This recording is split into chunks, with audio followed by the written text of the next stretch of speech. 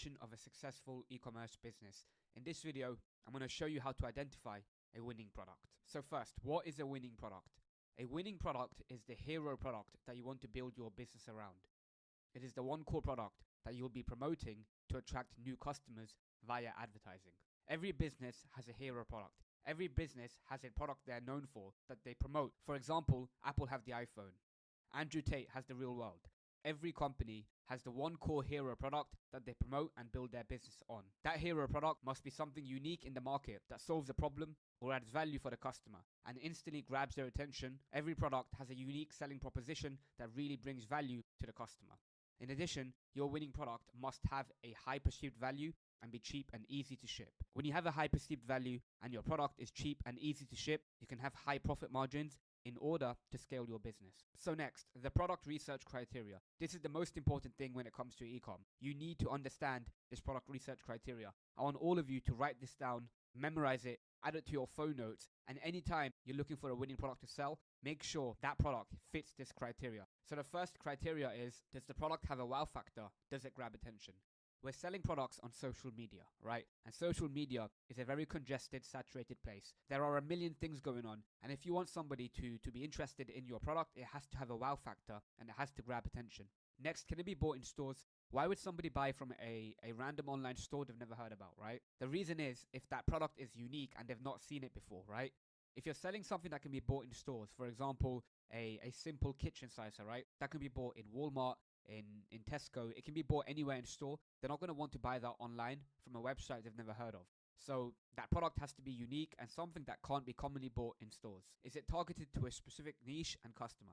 So you don't want to be too broad, right? You don't want to sell something to absolutely everybody. You want to pick a niche and really sell a product that's tailored towards that certain niche. It makes it much easier to be specific with your marketing when you really go after one specific niche or customer. Next, does it have a broad mass market appeal? If you really want to scale your business, you need a product that can reach a lot of people. If you're selling products to a very small niche, what will happen is you'll reach everyone very quickly with ads and you won't be able to scale, right? The difference between a 6-figure business and a 9-figure business is the mass market appeal of the product they sell. So if you want to scale in this game, if you want to get to 10K per day, 20K per day, you really need to sell a product that is broad, that has a mass market appeal, and a lot of people can purchase. Next, does the product solve a problem or add value? Why would somebody purchase your product? If your product doesn't improve their life in a certain way, they won't want to purchase, right? The best products out there, solve a problem or add value in a meaningful way. So you need to make sure that when you're looking for products to sell, that you really consider if it solves a problem, if it adds value, or if people can go without it. Next, does it have a high perceived value? Now, the reason you need to have a high perceived value in this game is because marketing is expensive. If you're going to be running paid ads, the ad costs are very expensive. You can't get away with selling cheap items. You can't sell a $2 toothbrush on Facebook, for example. So you need to have a high perceived value so you can have high margins in order to spend money on ads and be profitable. And finally, can you sell your product with a 3 to 5x markup for paid ads or a 2x markup for organic? So once again, paid ads are very expensive and they get more and more expensive every single year. So you really need a strong profit margin in order to be profitable. This is why you need to be able to apply a 3 to 5x markup to your product if you're running paid ads. For organic TikTok, because there's no ad costs, you can get away with a 2x markup. So now I'm going to go into a little bit more detail regarding each of these points. Okay, just before that, if you have any questions and you want a better understanding of the winning product criteria, drop a message in the e-commerce branding chat and I'll be there to help. Wow factor. You need to sell a product that is unique and not a basic commodity. If you're selling something that can be bought in any store, that's been seen hundreds of times, you're not going to stand out and you're not going to be able to really get sales, right? You need to make sure you're selling a unique product that grabs attention. Your products must ideally not be sold in stores or commonly advertised on TV. This goes back to the previous point. If you're selling something that's been around for a long time, that isn't very unique, people know about it, they won't want to purchase from you. They'll want to go to Walmart or a local retailer to really get that product. So if it can be bought everywhere, they won't want to purchase it from you. Next, specific niche and customer. If you want to be successful in e-com, you need to understand your customer. So for every product you pick, you need to have a specific idea about who you're selling to. You need to understand your customers' pain points, needs, and desires if you really want to create marketing that appeals to them, that makes them want to purchase. So the best way to do this is to build your brand around a person. For example, dog lovers. If you know everything about dog lovers, if you know their needs, desires, pain points, what they really want from a brand, it will be much easier for you to deliver that to them. right? So you want to focus all of your energy on solving a particular problem and meeting the needs and desires of your target customer. And one product research method out there that you can do is, if you're really good at understanding your customer, you can take any existing winning product out there and sell it specifically to one person. For example, blue light glasses. So everyone knows about blue light and how it affects your sleep schedule and so on, right? Selling blue light glasses to everybody might be difficult. It might be really hard to stand out because there are so many brands doing it. However, if you're going to get those glasses, target it specifically to doctors, your conversion rates will be much higher because now there's a blue light glass brand for doctors.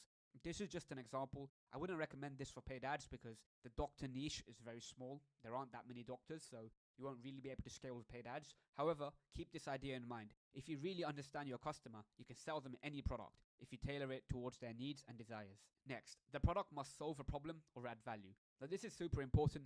This is why somebody will purchase your product. People will only purchase things that improve their life.